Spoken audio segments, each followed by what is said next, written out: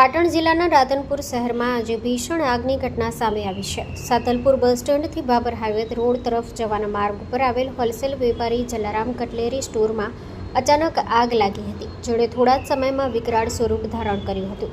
આગ લાગ્યાના કારણે દુકાનમાં રહેલો મોટો જથ્થો બળીને ખાખ થયો હોવાનું જાણવા મળ્યું છે. આગનું ચોક્કસ કારણ હજુ અકબંધ છે, પરંતુ પ્રાથમિક અંદાજ મુજબ આ ઘટનામાં કરોડો રૂપિયાનું નુકસાન થયું હોવાનું અનુમાન છે.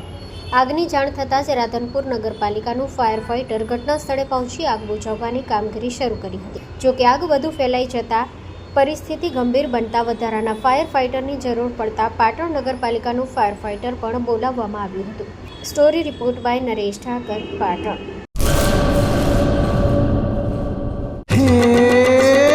સોનાનો સૂરજ ઉગ્યો રે ખેતરમાં, સાગર લક્ષ્મી બાજરી બિયારણ, લાંબા ડુંડામાં દાણા ભરપૂર, ખેડૂતને આપે ઉપજ ભરપૂર. સાગર લક્ષ્મી બાજરી બિયારણ.